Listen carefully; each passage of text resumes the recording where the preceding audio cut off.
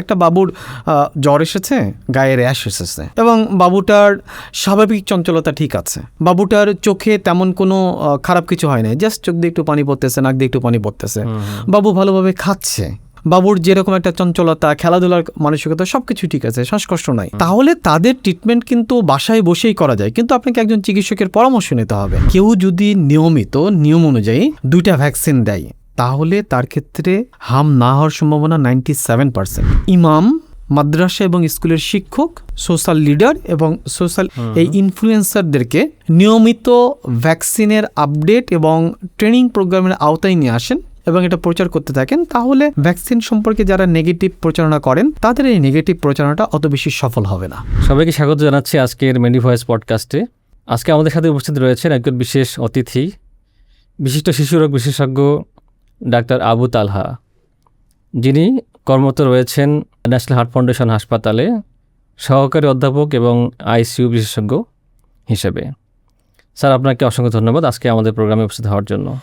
ধন্যবাদ ডক্টর মহসিন, মেডি ভয়েসের এই প্রোগ্রামে আমাকে আমন্ত্রণ জানানোর জন্য। স্যার, আপনার সাথে আমরা যেটা শুরু করতে যাচ্ছি প্রথমেই, সেটা হচ্ছে আমরা জানি যে বাংলাদেশে বর্তমানে শিশুদের হাম বা মিজলস রোগটা বেশ প্রকোপ বেড়ে গেছে, একটা জরুরি অবস্থার মতো শুরু হয়ে গেছে। অনেক শিশু আক্রান্ত হচ্ছে এবং গার্জিয়ানরা অনেক প্যানিকড অবস্থায় আছে। যেটা তথ্য পেয়েছি, গত 15 মার্চ থেকে গত কাল পর্যন্ত 6,000-এর অধিক শিশু এই লক্ষণ নিয়ে হাসপাতালে এসেছিল এবং এখান থেকে 4,000-এর মতো শিশু হাসপাতালে ভর্তি হয়েছে। সেখান থেকে 826 জন শিশুর দেহে এটা কনফার্ম শনাক্ত করা গেছে এবং দুঃখজনক হচ্ছে যে প্রায় 98 জন শিশু এই লক্ষণ নিয়ে অলরেডি মারা গেছে। সেখান থেকে 16 জনের দেহে এটা শনাক্ত করা গেছে মিজলস রোগটা। তো এই রোগটা এখন হঠাৎ করে প্রকোপটা বেড়ে গেল কেন? না, আসলে দেখেন, এটা সত্য কথা যে 2026 সালের প্রথম দিকে এসে বাংলাদেশে মিজলস আক্রান্ত শিশুর সংখ্যা অনেক বেড়ে গিয়েছে। এটা যে প্রথম তা না, এর আগেও কিন্তু এটা একটা ধারাবাহিকতা। আমরা যদি জাস্ট মিজলসের সংক্রামক ইতিহাসটা দেখি, তাহলে কিছুদিন আগেও আপনি যদি 2018-19 সালে দেখেন, তাহলে মিজলস, স্পেশালি কোভিডের আগে মিজলসের ভ্যাকসিন কাভারেজটা অনেক ভালো ছিল, ফলে মিজলস লক্ষণগুলো অনেক কম ছিল। কিন্তু কোভিড পরবর্তীকালে আমরা যদি 2021 এবং 2023-এর মধ্যে তুলনা করি, তাহলে 2023 সালে মিজলস আক্রান্তের সংখ্যা অনেক বেশি। 2024 সালে শুধু বাংলাদেশে না, সারা বিশ্বে প্রায় 95,000-এর বেশি শিশু মিজলস আক্রান্ত হয় এবং 2026 সালে এবং 2025 সালের শেষের দিকে বাংলাদেশে মিজলসের প্রাদুর্ভাব বা এটা আউটব্রেকটা অনেক বেশি হয়। আমার কাছে যেটা মনে হচ্ছে যে সচেতনতা প্লাস ভ্যাকসিন যে সাপ্লাই চেইন যেটা নিয়মিত দেওয়ার, সেটার কোনো ক্ষেত্রে বিঘ্ন ঘটেছে। এর কারণে হামের এই প্রাদুর্ভাবটা বর্তমান সময়ে একটু বেশি দেখা যাচ্ছে। আপনি তাহলে স্যার মূল কারণটা মনে করছেন টিকা না দেওয়াটা কি মূল কারণ মনে করছেন? টিকা না দেওয়াটা না, আসলে দেখেন, টিকা কিন্তু অনেকেই পাচ্ছে, কিন্তু টিকা সকল কাভারেজ না পাওয়ার কারণে আপনি যদি চিন্তা করেন যে আমি যদি টিকার ক্ষেত্রেই বলি, আমরা 2018-19 সালে বাংলাদেশে শিশুদের টিকা দেওয়ার হার ছিল, যদি আপনি ফুল ভ্যাকসিন কাভারেজের কথা বলেন, সেটা হচ্ছে 83 থেকে 85%। বাট সেটা 2023 সালের যে সার্ভেটা হয়, সেখানে এসে দেখা গেল যে টিকা দেওয়ার হারের সংখ্যাটা কিছুটা কমে এসেছে, সেটা 80 থেকে 81%। এই যে দেখবেন 5 থেকে 6% গ্যাপ হলো, এটা একটা কারণ হতে পারে। এবং মিজলসের টিকা তো আমরা দিই হচ্ছে 2টা, একটা হচ্ছে MR1 দেন MR2। অনেক সময় আমরা দেখি, যখন আমরা শিশুর রোগ নির্ণয় করার জন্য ইতিহাসটা নেই, কারণ ইতিহাসটা গুরুত্বপূর্ণ, তখন আমরা যখন জিজ্ঞেস করি যে আপনি কি সরকারি যে টিকাগুলো সবগুলো দিয়েছেন কিনা, অনেকে বলে হ্যাঁ আমি সবগুলোই দিয়েছি, অনেকে বলে যে না আমি শুধুমাত্র একটা টিকা দিয়েছি, 2 নম্বর যে টিকাটা দেওয়ার কথা ছিল সেটা আমি দিতে ভুলে গেছি। তাহলে এই যে দেখেন, 2টা যে টিকা দিলে, কেউ যদি 2টা টিকা দেয় মিডলসের, তাহলে কিন্তু তার মিডলস না হওয়ার সম্ভাবনা 98 থেকে 99%। বাট শুধুমাত্র যদি একটা টিকা দেয়, তাহলে মিডলস না হওয়ার সম্ভাবনা কিন্তু 87 থেকে আপনার হচ্ছে 91%। এই যে গ্যাপ, এটা একটা কারণ। তাহলে বোঝা যাচ্ছে যে এটা দুদিক থেকে হতে পারে। একটা হচ্ছে যে পেশেন্ট সাইড, যেটা মানে গার্জিয়ানরা তো উদ্দেশ্যের কারণে টিকাটা দেয়নি, আবার সাপ্লাইতেও হয়তো ঘাটতি ছিল। যেমন এখন যেটা অভিযোগ পাওয়া যাচ্ছে যে 24 সালে এবং 26, এই 24 সালে একটা বড় প্রোগ্রাম নেওয়ার কথা ছিল, যেটা 4 বছর পর পর কাভারেজ প্রোগ্রাম নেওয়া হয়, সেটা নেওয়া হয়নি, এবং 25 সালেও সেটা নেওয়া হয়নি। তো এটার কারণে একটা বড় গ্যাপ হয়ে গেছে বলে বলা হচ্ছে। তো আপনি কি মনে করেন যে সেটা আসলে একটা বড় কারণ ছিল? দেখেন, একটা বড় কারণ হতে পারে, কিন্তু আমাদেরকে চিন্তা করতে হবে যে এর সঙ্গে সমসাময়িক অন্য বিষয়গুলো। হ্যাঁ, বাংলাদেশে এমআর ভ্যাকসিন যখন চালু করা হয় তখন এমআর ভ্যাকসিন ফুল কাভারেজ করার জন্য গভর্নমেন্ট 2টা প্রোগ্রাম নেয়। একটা হচ্ছে 2014 সালে একটা এমআর ক্যাম্পেইন, সঙ্গে 2020 সালে এমআর ক্যাম্পেইন করে। 2014 সালের টার্গেট ছিল 15 বছর পর্যন্ত যারা আক্রান্ত তাদের সবাইকে এমআর ভ্যাকসিন দেওয়া, এবং সেখানে বলা যায় যে আপনার প্রায় 50 লক্ষ আপনার 15 বছর পর্যন্ত শিশুরা অথবা কিশোরীরা ভ্যাকসিন কাভারেজ পায়। দেন 2020 সালে গভর্নমেন্টের টার্গেট ছিল 10 বছর পর্যন্ত যারা আছে তাদের সবাইকে ভ্যাকসিন দেওয়া। এরপরে 2020-এর পরে একটা ক্যাম্পেইন করার দরকার ছিল, কিন্তু সেই ক্যাম্পেইনটা করা হয় নাই। এটা অবশ্যই একটা বড় কারণ। এর সঙ্গে শুধুমাত্র একটা কারণকে কিন্তু দায়ী করলে হবে না, এর সঙ্গে আপনাকে কারণগুলো যেটা দায়ী করতে হবে সেটার মধ্যে একটা, বাংলাদেশ হচ্ছে একটা ক্রাউডি এরিয়া, তো বাংলাদেশের জনসংখ্যার ঘনত্ব অনেক বেশি।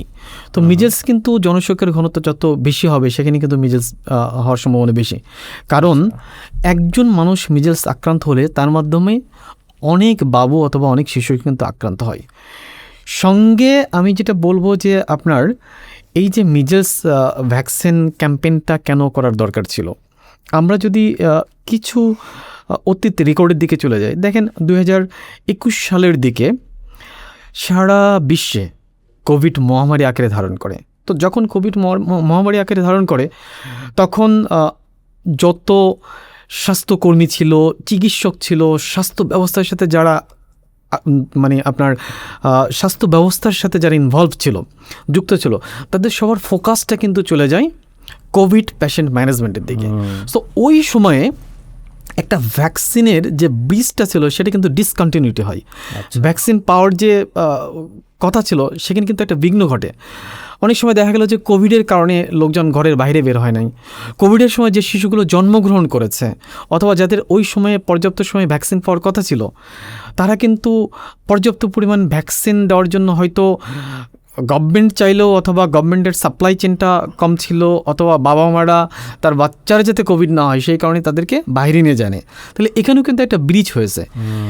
এই ব্রিজটা কাভার করার জন্য 2023 সালে আপনার national equity strategy for EPI একটা রিকমেন্ড করেছিল যে একটা ভ্যাকসিন ব্রেকডাউন হয়েছে, তো দ্রুত একটা ক্যাম্পেইন করা উচিত। তো সেই ক্যাম্পেইনটা যদি করা হতো তাহলে হয়তো বা কিছুটা কমে যেত। এর সঙ্গে আমি যদি আপনাকে আরও কিছু বলি, যে ধরেন ভ্যাকসিনটা মানে ড্রপ আউট কেন করেছে, তার একটা কারণ হচ্ছে যে আমাদের বাংলাদেশে কিছু মাইগ্রেটেড পপুলেশন এসেছে। আপনি যদি স্পেশাল হিল ট্র্যাক্সে দেখেন, কক্সবাজারে দেখেন, প্রায় 1 to 2 মিলিয়ন চাইল্ড এসেছে। তাদের ভ্যাকসিনের ইতিহাস নাই বললেই চলে। তাদেরকে ফোর্সলি মায়ানমার থেকে বাংলাদেশে মাইগ্রেট করতে বাধ্য করা হয়েছে। তো এদের যে ভ্যাকসিন কাভারেজটা, তো এটা একটা বড় বিষয়। দ্বিতীয় বিষয় হচ্ছে যে গবেষণাগুলো আইসিডিডিআরবি থেকে যে তথ্যটা বের হয়েছে সেখানে একটা কথা বলা হয়েছে যে আমাদের শহরের মধ্যেও বস্তি এলাকা, আরবান স্লাম যে এরিয়াটা, সেখানে কিন্তু ভ্যাকসিন কাভারেজটা খুব ভালো হয় নাই। আচ্ছা, তাহলে এইটা একটা। 3 নম্বর বিষয় যেটা, সেটা হচ্ছে যে শুধুমাত্র আরবান স্লাম না, যেগুলো দুর্গম এলাকা আছে বাংলাদেশের প্রত্যন্ত গ্রাম অঞ্চলে, সেই জায়গাতেও কিন্তু ভ্যাকসিন কাভারেজটা ফুললি হয় নাই। তো আলটিমেটলি বলবো যে এই সবগুলোর মূলেই কিন্তু বর্তমান সময়ে যে ভ্যাকসিন কাভারেজটা হয় নাই, এর একটা ফলাফল আমরা এখন পাচ্ছি। আচ্ছা, তো এখন আজকে থেকেই বিভিন্ন জেলায় আবার একটা ক্যাম্পেইন শুরু হয়েছে। তো এই ক্যাম্পেইনটা কি যে বর্তমান যে প্রবণতা, যে প্রকোপ, এটাকে কোনোভাবে উপশম করতে বা সহযোগিতা করবে? নাকি এটা পরবর্তীতে কাজে লাগবে বলে মনে হচ্ছে? আমি আসলে শিশু বিশেষজ্ঞ হিসেবে, একজন শিশু বিশেষজ্ঞ, আমি বর্তমান সরকারকে ধন্যবাদ দিতে চাই যে তারা খুব দ্রুত এরকম একটা ইনিশিয়েটিভ নিয়েছে। অবশ্যই এই টিকা কার্যক্রমটা শিশুর হাম প্রতিরোধে অনেকটাই সহায়ক ভূমিকা পালন করবে। তবে এর সঙ্গে সঙ্গে আমি যারা এই ভ্যাকসিন কার্যক্রমের সাথে নীতি নির্ধারণ পর্যায়ে আছে, কারণ আপনি দেখেন এখন আমি যতটুকু জানি যে 30টা এলাকায় হাই রিস্ক ঘোষণা, জেলায় হাই রিস্ক ঘোষণা করে সেই জেলার কিছু কিছু উপজেলাতে হামের টিকাটা দেওয়া হচ্ছে। কিন্তু আমি আপনাকে যেটা বললাম যে শুধুমাত্র কিন্তু এই 30টা জেলার কিছু কিছু উপজেলায় না, আমরা যদি দেখি যে এই যে ব্রিজটা, এটা কিন্তু সারা বাংলাদেশেই ঘটেছে। তাহলে আপনি যদি এই প্রাদুর্ভাবটা থেকে শিশুদেরকে রক্ষা করতে চান, তাহলে আপনাকে শুধুমাত্র এই 30টা জেলা না, আমার মনে হচ্ছে অতি সত্বর সারা বাংলাদেশে একটা এমআর ক্যাচআপ ক্যাম্পেইন করা উচিত। এমআর ক্যাচআপ ক্যাম্পেইনের মাধ্যমে সারা বাংলাদেশের যারা ভ্যাকসিন পেয়েছে অথবা যারা ভ্যাকসিন পায় নাই একটা ডোজও, অথবা যারা ভ্যাকসিন এক ডোজ পাইছে আর একটা ডোজ পায় নাই, এই সকল শিশুদেরকে আইডেন্টিফাই করে তাদেরকে আবার দ্রুত একটা ভ্যাকসিন দেওয়ার ব্যবস্থা করা উচিত। তাহলে প্রাদুর্ভাবটা অনেকটাই হয়তোবা গ্রাস পাবে। আচ্ছা, তাহলে আমরা একটু ভিন্ন দিকে যাই। সেটা হচ্ছে যারা টিকা দিয়েছে তাদের কি হতে পারে হাম বা মিজলস হতে পারে? আপনি অনেক সুন্দর একটা কোশ্চেন করেছেন। এই প্রশ্নটা আমাকে অনেকেই করে। হ্যাঁ, আমি আপনাকে বলেছি যে কেউ যদি নিয়মিত নিয়ম অনুযায়ী 2টা ভ্যাকসিন দেয়, তাহলে তার ক্ষেত্রে হাম না হওয়ার সম্ভাবনা 97%, 97% থেকে 98% হাম না হওয়ার সম্ভাবনায় থাকে। এবং 2টা ভ্যাকসিন অ্যাডিকুয়েট ডোজ পাওয়ার পরে হাম হওয়ার সম্ভাবনা খুবই খুবই বিরল। বাট হবে না তা কিন্তু না, কারণ হাম ভ্যাকসিনের সঙ্গে সঙ্গে আরও কিছু ফ্যাক্টর দায়ী আছে। যেরকম ধরেন এই হাম টিকাটা যেটা দেওয়া হচ্ছে অথবা দেওয়া হয়েছে, সেটা প্রপার কোল্ড চেইন মেনটেন করেছে কিনা, সেটা একটা ইম্পর্টেন্ট। 2 নম্বর বিষয় হচ্ছে আমরা ভ্যাকসিনের ক্ষেত্রে আর একটা ডোজ বলে যে ইনভ্যালিড ডোজ। ইনভ্যালিড ডোজটা হচ্ছে আপনি নিয়মিত টিকা দিয়েছেন, কিন্তু সেই টিকাটা হয়তো অ্যাডিকুয়েট অ্যামাউন্ট, অ্যাডিকুয়েট পদ্ধতিতে, মানে সঠিক পরিমাণ, সঠিক পদ্ধতিতে এবং সঠিক সময় দেওয়া হয় নাই। যেরকম ধরেন কিছু কিছু সচেতন লোক আছে অথবা কিছু কিছু পরিবারের শিশুরা, বাবা মা আছে, তারা ওভার কনসাস হয়ে তারা ধরেন টিকাটা দিয়েছে, কিন্তু এই টিকাটা 2টা টিকার মধ্যবর্তী দূরত্ব ন্যূনতম 1 মাস থাকতে হবে, মানে 4 সপ্তাহ থাকতে হবে। কিন্তু কেউ যদি ভুলবশত 4 সপ্তাহের আগেই দিয়ে থাকে, তাহলে কিন্তু মানে এটা আমরা বলি ইনঅ্যাডিকুয়েট ডোজ, ইনভ্যালিড ডোজ। তাহলে সেক্ষেত্রেও কিন্তু হতে পারে। সো যদি কেউ সঠিক পদ্ধতিতে, সঠিক সময় মেনে এবং ভ্যাকসিন কোয়ালিটি সঠিক ইনশিওর করে টিকা দিয়ে থাকে, তাহলে তার ক্ষেত্রে হাম হওয়ার সম্ভাবনা খুবই কম। বাট হবে না এই কথাটা আসলে বলা যাবে না। আচ্ছা, এখন যেটা হয় যে 9 মাসে একটা ডোজ দেওয়া হচ্ছে, 15 মাসে আরেকটা ডোজ দেওয়া হচ্ছে। তো নতুন ক্যাম্পেইনে তো 6 মাস থেকে শুরু করা হচ্ছে। তো এটা যদি আরও বাড়ানো হয়, যে 6 মাস থেকে শুরু করা হয় পরবর্তীতে, তাহলে কি সেটা উপকারে আসবে? যে 6 মাসে ফার্স্ট ডোজ দেওয়া হলো, 9 মাসে বা পরে গিয়ে সেকেন্ড ডোজটা দেওয়া হলো, তাহলে এই ক্যাম্পেইনে আসার, মানে টিকার আওতায় আসার পরিমাণটা বাড়বে কি না? দেখেন, হামের যে হামটা তো আমরা টিকা দিচ্ছি রোগ প্রতিরোধ করার জন্য, তাই না? আমাদের বডিতে অ্যান্টিবডি তৈরি করার জন্য। তো সাধারণত একটা বাচ্চা যখন জন্মগ্রহণ করে, সে জন্মগ্রহণের পরে মায়ের শরীর থেকেই হাম রোগ প্রতিরোধকারী অ্যান্টিবডিটা পেয়ে থাকে, এবং এই অ্যান্টিবডিটা 6 থেকে 9 মাস পর্যন্ত কার্যকর থাকে। এটা একবারে 6 থেকে 9 মাস পর্যন্ত কার্যকর থাকে। তার মানে মায়ের শরীর থেকে বাচ্চা যে অ্যান্টিবডিটা পাচ্ছে, সেই অ্যান্টিবডির মাধ্যমেই বাচ্চা 6 থেকে 9 মাস পর্যন্ত একবারে সুরক্ষা পেয়ে থাকে। আচ্ছা, এখন আপনি যে কথাটা বলেছেন যে আমরা যদি 9 মাসের আগে 6 মাস থেকেই শুরু করি, তাহলে এটা কার্যকর হবে কিনা। দেখেন, বাংলাদেশে যারা high risk country for infectious disease, যে সকল দেশগুলোতে সংক্রামক রোগের সম্ভাবনা বেশি, সেক্ষেত্রে কিন্তু 9 মাস এবং 15 মাসে দেওয়া হয়। কিন্তু আপনি যে সকল ফার্স্ট ওয়ার্ল্ড কান্ট্রি, আমি যদি বলি ইউরোপ, আমি যদি বলি USA, সেখানে কিন্তু হামের টিকাটা আরও পরে দেওয়া হয়, 12 মাসে এবং 4 থেকে 6 বছর। এটার কারণ কি? কারণটা হচ্ছে 9 মাস বয়সে যে ফার্স্ট ডোজটা দেন, সেটা আপনার কাভার করে 83% আপনার বডির রোগ প্রতিরোধ ক্ষমতা হামের বিরুদ্ধে। কিন্তু এটা যদি আপনি 12 মাসে দেন তাহলে সেটা কভার করে 87 থেকে 92%। আচ্ছা, তো কেউ যদি এই যে বর্তমান সরকার যেটা একটা গুরুত্বপূর্ণ ইনিশিয়েটিভ নিয়েছে, আপনি যে 9 মাসের আগে দিতে পারবেন না, আপনি দিতে পারবেন 9 মাসের আগে দিতে পারবেন 6 মাসের পর থেকে। সেটা কখন দেখবেন? যদি কোনো জায়গায় আউটব্রেক হয়। বাংলাদেশে যেটা আউটব্রেকের মতো হয়েছে, যদিও সরকার এখন আউটব্রেক ঘোষণা করে নাই, বাট যদি কখনো কোনো জায়গায় হামের প্রাদুর্ভাব হয়, হামের আউটব্রেক হয়। 2 নম্বর কখন? সেটা হচ্ছে কোনো এলাকায় অথবা কোনো একটা নির্দিষ্ট সময়ে যদি শিশুদের মধ্যে হামের রোগীর আক্রান্তের সংখ্যা অনেক বেড়ে যায়, যেটা বাংলাদেশে এখন হচ্ছে। তো সেক্ষেত্রে কিন্তু 9 মাসের আগে 6 মাস পরেও টিকা দেওয়া যায়। তাহলে সেক্ষেত্রে কী করতে হবে?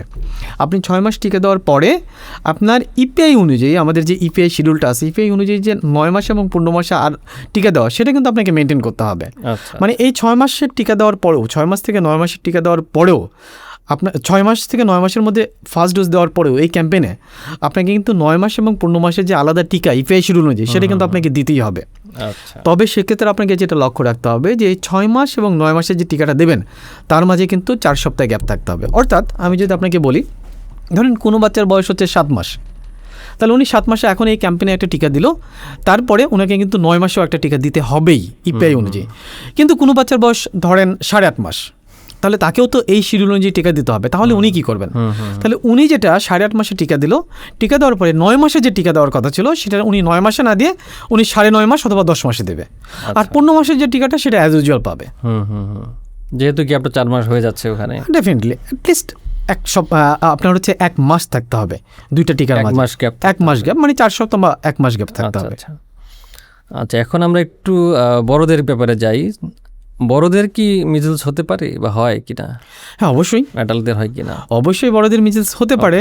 বড়দের মিজলস হতে পারে ধরেন কারো কেউ ভ্যাকসিন নেয় নাই একবারে জন্মের পর থেকে, অথবা কারো মিজলস একবারও হয় নাই। কারণ মিজলস একবার হলে সে কিন্তু অনেকটা লাইফ লং ইমিউনিটি দিতে পারে। তাহলে এই দুটো ক্ষেত্রে হতে পারে। 3 নম্বর একটা বিষয় হচ্ছে কারো জন্মগতভাবে রোগ প্রতিরোধ ক্ষমতা অনেক কম। তো রোগ প্রতিরোধ ক্ষমতা যদি কারো কম থাকে, আমরা যেটা বলি প্রাইমারি ইমিউন ডেফিসিয়েন্সি, অথবা ধরেন ইমিউন কম্প্রোমাইজড অথবা ইমিউন ডেফিসিয়েন্ট পিপল, যারা ধরেন কোনো একটা ক্যান্সার পেশেন্ট অনেক দিন ধরে কেমোথেরাপি পাচ্ছে, তাহলে কেমোথেরাপি পাইলে কি হবে? তার রোগ প্রতিরোধ ক্ষমতা কমে যাবে। তাহলে সেক্ষেত্রে কিন্তু বড়দের ক্ষেত্রেও কিন্তু মিজলস হতে পারে।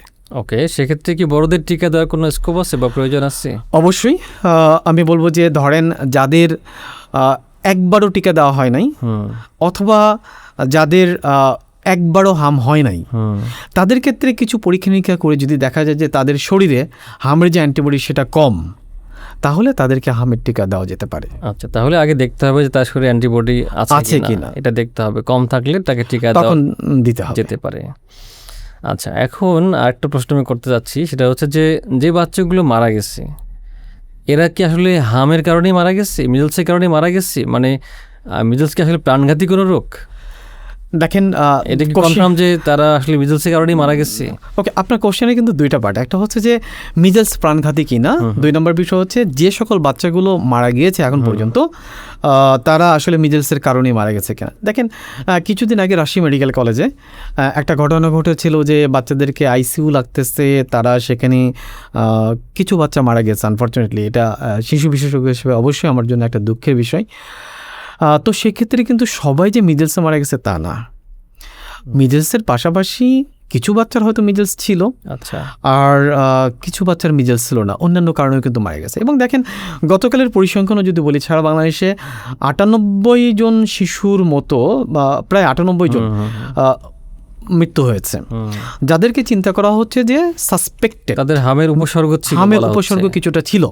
এবং তার মাঝে কিন্তু কনফার্ম হয়েছে মাত্র 20 থেকে 25 জন, 16 জনের মতো। তাহলে সবাই যে মিজলসে মারা গেছে এটা কিন্তু আমরা বলতে পারতেছি না। আর দেখেন, মিজলস প্রাণঘাতী কি না, এটার ক্ষেত্রে মিজলস প্রাণঘাতী হতে পারে কিছু কিছু ক্ষেত্রে। সেই কিছু কিছু ক্ষেত্রগুলোর মধ্যে কী কী আছে? ধরেন, মিজলস তখনই প্রাণঘাতী হয় যখন মিজলস আর্লি ডিটেকশন করে ট্রিটমেন্ট করা হয় না, যখন মিজলসের কারণে কিছু কমপ্লিকেশন হয়। যেরকম ধরেন, মিজলস যখন হলো, মিজলস আমাদের কী করে? আমাদের রোগ প্রতিরোধ ক্ষমতাটা অনেকটাই নষ্ট করে দেয়।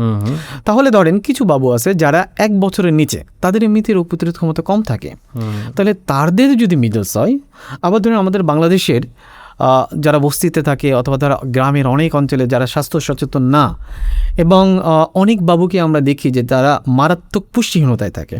তো এই যে মারাত্মক পুষ্টিহীনতায় যারা আছে তাদের তো রোগ প্রতিরোধ ক্ষমতা কম থাকে, এমনিতেই তাদের রোগ প্রতিরোধ ক্ষমতা কম, প্লাস মিজেলসের কারণে রোগ প্রতিরোধ ক্ষমতা কমে যাচ্ছে।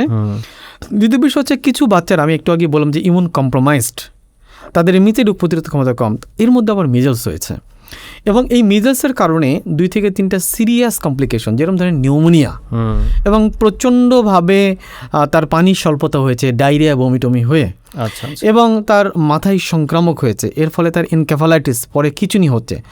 এই সকল বাবুর ক্ষেত্রে কিন্তু মিজেলসের কারণে যেহেতু এরকম হচ্ছে, প্লাস মানে মারাত্মক নিউমোনিয়া হচ্ছে, সেক্ষেত্রে কিন্তু মিজেলস প্রাণঘাতী হতে পারে। আচ্ছা, তাহলে এবার আমরা একটু আপনার জায়গাটাতে আমরা আসতে চাচ্ছি যে কখন আসলে আইসিইউটা কখন লাগে? এই বাচ্চাদের আইসিইউ সাপোর্ট কি সবার লাগবে বা কার লাগবে, কখন লাগবে? বাচ্চাদের কিন্তু সবার মিজেলস হলেই যে মানে আপনার আইসিইউ সাপোর্ট লাগবে তা না। দেখেন, মিজেলসের সাথে যখন কমপ্লিকেশন হবে, মিজেলসের সাথে যখন কোনো কমপ্লিকেশন হয়, ধরুন একটা বাবুর জ্বর এসেছে, গায়ে র্যাশ এসেছে, এবং বাবুটার স্বাভাবিক চঞ্চলতা ঠিক আছে, বাবুটার চোখে তেমন কোনো খারাপ কিছু হয় না, জাস্ট চোখ দিয়ে একটু পানি পড়তেছে, নাক দিয়ে একটু পানি পড়তেছে, বাবু ভালোভাবে খাচ্ছে, বাবুর যেরকম একটা চঞ্চলতা, খেলাধুলার মানসিকতা সব কিছু ঠিক আছে, শ্বাসকষ্ট নাই, তাহলে তাদের ট্রিটমেন্ট কিন্তু বাসায় বসেই করা যায়। কিন্তু আপনাকে একজন চিকিৎসকের পরামর্শ নিতে হবে, কারণ আপনাকে চিকিৎসকের পরামর্শ নিয়ে আপনাকে জানতে হবে কোন কোন ক্ষেত্রে আপনি হসপিটালে নিয়ে আসবেন। ধরেন কোনো একটা বাবুর যদি মিডলসের কারণে আমরা দেখতে পাচ্ছি যে তার শ্বাসকষ্ট হচ্ছে, অথবা মিডলসের কারণে তার নিউমোনিয়া হয়ে গেছে, তার চোখে লাল হয়ে গেছে, এবং মারাত্মক লাল এমন হয়ে গেছে যে বাবু চোখের ব্যথা অনুভব করতেছে, বাবুর দেখা গেলো একবার খিঁচুনি হয়েছে, বাবুর ডায়রিয়া আরম্ভ হয়েছে, ডায়রিয়া আরম্ভ হয়ে বাবুর পানি স্বল্পতা হচ্ছে, তাহলে তাদেরকে কিন্তু হসপিটালে ভর্তি করতে হবে।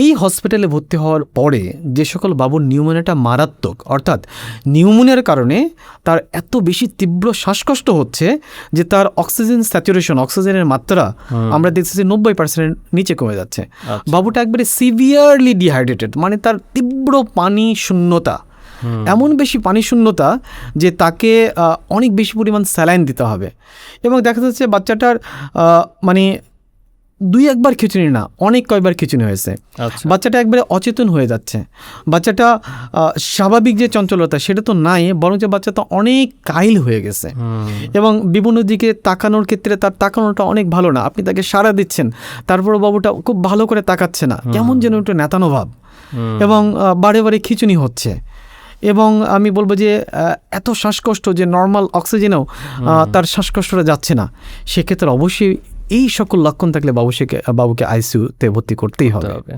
বাংলাদেশে কি মানে আইসিইউ সাপোর্ট কি এনাফ আছে? যদি আরও বেশি বাচ্চা যদি আক্রান্ত হয়, যদি আরও বেশি বাচ্চার আইসিইউ দরকার হয়, যেমন বলা হচ্ছে যে রাজশাহীতে যেটা বললেন, রাজশাহীতে আইসিইউ সাপোর্ট পর্যাপ্ত ছিল না বলা হচ্ছে, ভেন্টিলেটর ছিল না, তো আসলে সাপোর্টটা কি সব জায়গায় পর্যাপ্ত আছে? আসলে দেখেন, আইসিইউ বাংলাদেশে তো আসলে নিবিড় পরিচর্যা কেন্দ্র এমনিতেই বড়দেরই অনেক অভাব। আমরা যদি WHO অথবা বিশ্ব স্বাস্থ্য সংস্থার যে পরিসংখ্যানটা আছে কত হাজার মানুষের ক্ষেত্রে একটা আইসিইউ, সেটা বড়দের ক্ষেত্রেই অপ্রতুল, এবং ছোট বাচ্চাদের ক্ষেত্রে তো আরও অনেক কম। আপনি যদি দেখেন ঢাকা শহর, আমি বলবো তো রাজশাহী শহর তো আমাদের একটু পেরিফেরি বিভাগীয় শহর, বাট আমি ঢাকা শহরের কথা যদি বলি, ঢাকা শহরেও কি পর্যাপ্ত আইসিইউ আছে? পর্যাপ্ত আইসিইউ কিন্তু নাই। ঢাকা শহরে যদি আপনি দেখেন হাতে গোনা সরকারিভাবে ঢাকা মেডিকেল কলেজ, শিশু হাসপাতাল, মাতুলে যে শিশু হাসপাতাল আছে, সঙ্গে আরও 2-1টা সরকারি মেডিকেল কলেজ, হয়তো সলিমুল্লাহ মেডিকেল কলেজ, এখানে হয়তো স্বল্প বেডের কিছু আইসিইউ আছে। এবং আপনি যদি প্রাইভেটলি চিন্তা করেন, প্রাইভেট হসপিটাল হিসেবে আপনি এভার কেয়ার, আপনি স্কয়ার, এরপর হচ্ছে ইউনাইটেড, অরোরা হসপিটাল, এরকম হয়তো মুষ্টিমেয় কিছু প্রাইভেট হসপিটালে আপনার আইসিইউ আছে। তো অ্যাজ এ হোল আমি যদি বলি, বাংলাদেশে শিশু আইসিইউ আসলে অনেক অপ্রতুল। আমার জানা মতে বেসরকারি লেভেলেও খুব বেশি না, হাতে গোনা কয়েকটা, যেমন আমি যেটা আপনাকে বললাম যে এভার কেয়ার আছে, স্কয়ার আছে, অরোরা স্পেশালিস্ট হসপিটাল আছে, এরপর আপনার বাংলাদেশে স্পেশালিস্ট হসপিটাল রয়েছে, ইউনাইটেড হসপিটাল রয়েছে, তারপরে আসগর আলী হসপিটাল, মানে খুব হাই সেট আপ যে হসপিটালগুলো আছে সেখানে হয়তো হাতে গোনা কয়েকটা হসপিটাল আছে, বাট সব জায়গাতে এখন পর্যন্ত মানে বেসরকারিভাবেও বাচ্চাদের আইসিইউ বেশি গড়ে নাই ওঠে না। আসলে। তো তাহলে আমরা একটু র্যাপ আপ করি যে এখানে এই পরিস্থিতিটা মোকাবেলা যে এখন কি করা যাইতে পারে। আমি একটু মানে আর প্রাথমিক লেভেল থেকে আসি, যে মা বাবারা বা গার্জিয়ানরা কখন চিন্তা করবে যে তার বাচ্চার মিজেলস হচ্ছে কিনা, বা সন্দেহ করবে কখন? অবশ্যই আমি যেটা বলবো যে একটা মিজেলসের লক্ষণ যদি আমরা চিন্তা করি, যে মিজেলসের লক্ষণগুলো হচ্ছে যে ফার্স্ট কথা হচ্ছে জ্বর আসবে, জ্বরের সাথে বাচ্চাটাকে র্যাশ থাকবে। এই র্যাশটা কখন থাকবে? র্যাশটা সাধারণত আমরা বলি যে জ্বরের 3 থেকে 4 দিনের জায়গায় আসে। র্যাশটা প্রথমে একবারে টিপিক্যাল প্যাটার্ন, কানের পিছন থেকে শুরু হয় এবং তারপর আস্তে আস্তে সারা বডিতে ছড়িয়ে পড়ে। ওকে, এর সঙ্গে আমরা বলি 3C, 3টা লক্ষণ। একটা হচ্ছে কি করায় যা, মানে নাক দিয়ে পানি পড়া। আচ্ছা। 2 নম্বর হচ্ছে কাফ, মানে কাশি আছে। 3 নম্বর হচ্ছে কনজাংটিভাইটিস, অর্থাৎ চোখ লাল হয়ে যাচ্ছে অথবা চোখ দিয়ে পানি পড়তেছে।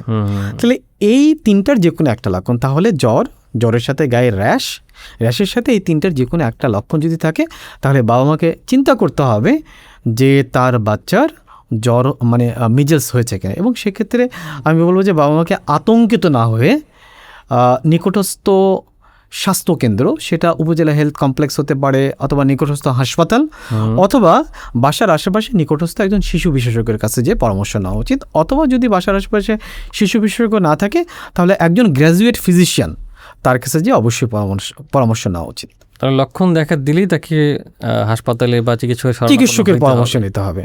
তবে সেটা হাসপাতালে ভর্তি হওয়া কি জরুরি, মানে সবার জন্য না? আমি কিন্তু বলেছি যে দেখেন, সবার জন্য কিন্তু হাসপাতালে ভর্তি হওয়ার দরকার নেই। স্পেসিফিক কিছু লক্ষণ রয়েছে, কিছু নির্দিষ্ট লক্ষণ, যেরকম ধরনের বাচ্চার নিউমোনিয়া হয়েছে, বাচ্চার খিঁচুনি হয়েছে, বাচ্চার ডায়রিয়া হচ্ছে, পানি স্বল্পতা, এবং বাচ্চার চোখ ইনভলভমেন্ট, এবং চোখে বাচ্চা বলতেছে ব্যথা হচ্ছে অথবা চোখটা অনেক তীব্র লাল হয়ে গেছে, বাচ্চার যে স্বাভাবিক খেলাধুলা চঞ্চলতা সেটা নাই, বাচ্চার অক্সিজেন সাপোর্ট লাগতেছে, এবং বাচ্চা যেরকম ধরনের আগে খেতে পারতেছিল কিন্তু এখন অত ভালো খেতে পারতেছে না, কারণ না খেতে পারলে তো ডিহাইড্রেশন হয়ে যাবে, তাই না? এমনিতেই খেতে পারতেছে না, এর কারণে ডিহাইড্রেশন। আবার ধরেন মিডলসের কারণে তার ডায়রিয়া হচ্ছে, বমি হচ্ছে, এই কারণে ডিহাইড্রেশন। তো এই লক্ষণগুলো দেখলে বাচ্চাকে হাসপাতালে ভর্তি করতে হবে। আমার মনে হয় সেটা সবচেয়ে মানে ভালো সিদ্ধান্ত হচ্ছে এটা বাসায় বসে গার্জিয়ানরা সিদ্ধান্ত না নিয়ে একজন ফিজিশিয়ানকে দেখালেন, উনি একজন চিকিৎসককে দেখলেন, তারপর চিকিৎসক ডিসিশন নেক যে এই বাচ্চাটাকে হাসপাতালে ভর্তি করতে হবে নাকি তাকে আনকমপ্লিকেটেড মিজেলস হিসেবে বাসাতেই হোম বেস ট্রিটমেন্ট দিলেই হবে। সেটা আমার মনে হয় সেক্ষেত্রে বাচ্চার ঝুঁকিটা অনেকটাই কমে যায়। বাসায় যদি চিকিৎসার কথা মানে পরামর্শ চিকিৎসক দেন, সেক্ষেত্রে বাসায় বাবা মা কীভাবে কেয়ার নিতে পারে? প্রাথমিক কেয়ার কী নিতে পারে? বাসায় প্রাথমিক কেয়ারটা হচ্ছে বাচ্চার যত্ন নিতে হবে। বাচ্চার যত্ন হচ্ছে বাচ্চাকে কমফোর্ট কেয়ার দিতে হবে। যেমন তার জ্বর এসেছে, জ্বরের জন্য তাকে প্যারাসিটামল দেবে। এই সময় যেহেতু বাচ্চাদের একটু পানির স্বল্পতা থাকে, তাহলে পানি স্বল্পতার জন্য তাকে বেশি বেশি করে পানি খাওয়ানো, খাবার স্যালাইন খাওয়ানো, তরল জাতীয় খাবার খাওয়ানো, এরপরে আপনার ধরেন ফলের রস খাওয়ানো। এগুলো খেলে কী হবে, বাচ্চার পানির স্বল্পতা অত বেশি থাকবে না। এরপরে ধরেন যদি কোনো একটা বাচ্চা সাধারণত 6 মাসের পরে, তো অনেক বাচ্চাই ভালো ব্রেস্ট ফিডিং করে, তো বাচ্চা যদি ধরেন পানি নাও খেতে চায় তাহলে তাকে ফ্রিকুয়েন্টলি যত পারে বুকের দুধ খাওয়ালো। আর চিকিৎসকের পরামর্শ অনুযায়ী চিকিৎসক কাশির জন্য যে ওষুধগুলো দেয় সেটা, সঙ্গে ভিটামিন এ ক্যাপসুল সাপ্লিমেন্টেশন, যেটা বয়স ভিত্তিক আলাদা আলাদা ডোজে 2 দিন দিতে হয়। এই কাজগুলো করা উচিত। ঠিক আছে স্যার, আপনাকে অসংখ্য ধন্যবাদ।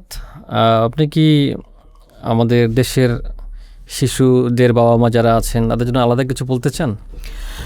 আমি এই প্রোগ্রামের মাধ্যমে সারা বাংলাদেশে শিশুদের বাবা মাদেরকে বলতে চাচ্ছি যে আসলে দেখেন, মিজেলস একটি সংক্রামক রোগ।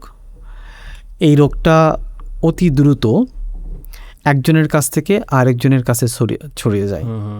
তো এটার জন্য করতে হবে কি, যখন কোনো একটা বাবুর মিজেলসের লক্ষণগুলো দেখা যাবে, আতঙ্কিত হবেন না। আতঙ্কিত না হয়ে আপনার আশেপাশে যারা চিকিৎসক রয়েছে তাদের পরামর্শ নেন। তাদের পরামর্শ অনুযায়ী তারা যে পরামর্শগুলো দেয় সেই পরামর্শ অনুযায়ী বাসায় ট্রিটমেন্ট করেন, এবং তারা যদি হসপিটালে ভর্তি হতে বলে তাহলে আতঙ্কিত নয়, হসপিটালে ভর্তি হবেন। এবং আমি আরেকটা কথা বলবো, সেটা হচ্ছে মিজেলস যাতে না হয় শুধুমাত্র আপনার বাবু না, কারণ যেহেতু একজন আক্রান্ত ব্যক্তির কাছ থেকে অনেকজনের কাছে ছড়ায় যায়, এই জন্য মিজেলসের লক্ষণ দেখলেই সেই বাবুকে একটু আইসোলেশনে রাখা। কারণ আমরা জানি যে র্যাশ হওয়ার 3 দিন আগ থেকে র্যাশ হওয়ার 4 দিন পর্যন্ত সাধারণত এই মিজেলসটা একজনের কাছ থেকে আরেকজনের কাছে ছড়ায় যায়। এবং আমাদের কিছু অ্যাটিকুয়েট মেনে চলা, কিছু নিয়ম মেনে চলা, যেরকম দেন ফ্রিকোয়েন্ট মানে বেশি বেশি করে হাত ধোয়া, যদি পারা যায় মাস্ক পরে থাকা, এটা করা উচিত। আর লাস্টলি আমি যেটা বলবো যে টিকা সম্পর্কে ভ্রান্ত ধারণা না রেখে সরকার যে টিকাগুলো দিতে বলে একটা বাবুকে, আমাদের যে ইপিআই শিডিউল অনুযায়ী, এই শিডিউল অনুযায়ী নিয়মিত টিকাগুলো দেওয়া উচিত। তাহলে আপনার বাবু অনেক বেশি সুরক্ষা থাকবে। ভ্যাকসিন সম্পর্কে অনেক অভিভাবকের একটা ভুল ধারণা রয়ে গেছে আমার মনে হয়। তারা ভ্যাকসিনটাকে ক্ষতিকারক মনে করেন এবং একটা গ্রুপ, আসলে একটা পোর্শন সমাজে, তারা আমার মনে হয় যে এটা ছড়ানোর চেষ্টা করে যে ভ্যাকসিন দেওয়াটা খারাপ, ভ্যাকসিনটা ভালো নয়। এইটা এক ধরনের ষড়যন্ত্র টাইপ একটা বিশেষ অনেকে তুলে ধরার চেষ্টা করে, যেটা একটা বিদেশি ষড়যন্ত্র, এরকম কিছু কথা কিন্তু প্রচলিত আছে। তো এটা কি আপনি কি মনে করেন? না, আমি যেটা মনে করব যে ভ্যাকসিন সম্পর্কিত অ্যান্টি ভ্যাকসিন ক্যাম্পেইন সবসময়ই চলমান।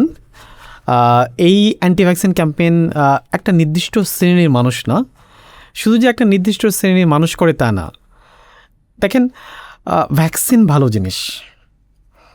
এই ভ্যাকসিনের অ্যান্টি ভ্যাকসিন ক্যাম্পেইন আমি দেখেছি, যে আপনি যাদেরকে বোঝাতে চাচ্ছেন, আমি তাদের নাম বলবো না, তাদের পাশাপাশি কিন্তু আমি দেখবো যে তাদের বাইরের লোকজনও অনেকেই করতেছে। আচ্ছা আচ্ছা, সেটা একবারে সমাজের খুব শিক্ষিত শ্রেণীর লোকজনও যেরকম করতেছে, আবার গ্রামের প্রত্যন্ত এলাকার লোকজনও করতেছে। কিন্তু আমি যদি একজন চিকিৎসক হিসেবে যদি আমাকে বলেন যে শিশু বিশেষজ্ঞ হিসেবে আমার মতামত কী, আমি যেটা বলবো যে গার্জেনদেরকে বলবো যে এরকম ভ্যাকসিন বিরোধী প্রচারণায় নিজেরা প্ররোচিত হবেন না। কারণ ভ্যাকসিন দেওয়াটা আপনার বাবুর জন্য অনেক বেশি ভালো। সঙ্গে আমি শুধু দেখেন গার্জেনদেরকে বলাই না, আমার মনে হয় যে সরকার অথবা স্বাস্থ্য ব্যবস্থার সাথে যারা জড়িত আছে তারাও কিন্তু ভ্যাকসিন ক্যাম্পেইনগুলো মাঝে মাঝেই বিভিন্ন জনের কাছে করতে পারে। যেরকম ধরেন, কিছু শ্রেণীকে যদি আমরা টার্গেট করতে পারি, তাহলে এই অ্যান্টি ভ্যাকসিন ক্যাম্পেইন আসলে অত বেশি জোরালো হবে না। কোন কোন শ্রেণীকে আমাদেরকে টার্গেট করতে হবে, তাহলে ভ্যাকসিনের প্রতি সাধারণ জনগণের আস্থা এবং ভ্যাকসিন দেওয়ার প্রবণতা বাড়বে। তারা হচ্ছে চিকিৎসকদেরকে ইনভলভ করতে হবে, যারা হেলথ সিস্টেমের সাথে ইনভলভ আছে, যেরকম ধরেন স্বাস্থ্যকর্মী, তাদেরকে ইনভলভ করতে হবে। সবচেয়ে বেশি ইনভলভ করতে হবে ইমাম এবং শিক্ষকদের। কারণ ধরেন ইমামদের প্রতি মানুষের একটা বড় আস্থা আছে। শুক্রবারের জুম্মার নামাজে বাংলাদেশের ম্যাক্সিমাম লোকজন জুম্মার নামাজ পড়তে চায়। সেখানে যদি ইমামরা ভ্যাকসিন সম্পর্কে পজিটিভ কথা বলে, ভ্যাকসিনের সুফল সম্পর্কে, প্রাইমারি স্কুলের শিক্ষক, হাই স্কুলের শিক্ষক যারা আছেন, তারা যদি ভ্যাকসিন সম্পর্কে পজিটিভ কথা বলে, ভ্যাকসিনের উপকারিতা সম্পর্কে আসল তথ্য দেয়, তাহলে গ্রামের মানুষ সবাই মিলে ভ্যাকসিনের দিকে ধাবিত হবে। এই জন্য সরকারকে কী করতে হবে, ইমাম, সোশ্যাল যে লিডার আছে, গ্রামের মধ্যে যারা মুরব্বী মাতব্বর আছে এবং শিক্ষক যারা আছে, তাদেরকে নিয়ে মাঝে মাঝেই ভ্যাকসিন প্রচারণার জন্য ট্রেনিংয়ের ব্যবস্থা করা। শুধু এটা না, বর্তমান সময়ে আপনি দেখবেন যে এই জেনজি পর্যায়ে সোশ্যাল ইনফ্লুয়েন্সার ফেসবুকে, তাদের কিন্তু একটা বড় গুরুত্বপূর্ণ ভূমিকা আছে। তো এরকম যারা সোশ্যাল ইনফ্লুয়েন্সার আছে, তাদের মাধ্যমেও কিন্তু ভ্যাকসিন সম্পর্কে ভালো ধারণা, ভ্যাকসিনের প্রকৃত ধারণাগুলো কিন্তু সমাজে ছড়ায় দিতে পারে। তো আমি বলবো যে যদি সরকার এবং স্বাস্থ্য ব্যবস্থাপনার কর্মকর্তাগণ, ইমাম, মাদ্রাসা এবং স্কুলের শিক্ষক, সোশ্যাল লিডার এবং সোশ্যাল ইনফ্লুয়েন্স যারা আছে, এই ইনফ্লুয়েন্সারদেরকে নিয়মিত ভ্যাকসিনের আপডেট এবং ট্রেনিং প্রোগ্রামের আওতায় নিয়ে আসেন এবং এটা প্রচার করতে থাকেন, তাহলে ভ্যাকসিন সম্পর্কে যারা নেগেটিভ প্রচারণা করেন তাদের এই নেগেটিভ প্রচারণাটা অত বেশি সফল হবে না। আচ্ছা, আমি একটু বেশি ক্লিয়ার করতে চাই, মানে আপনার কাছে ক্লিয়ার হতে চাই, ভ্যাকসিন নিলে কি বাচ্চার কোনো ক্ষতি হয়? দেখেন, ভ্যাকসিন এই প্রচারণার মূল কিন্তু এখানে যে ভ্যাকসিন দিলে বাচ্চাটার দীর্ঘমেয়াদী কিছু ক্ষতি হয়, এটাই কিন্তু বলা হয় যে ক্ষতি হয়।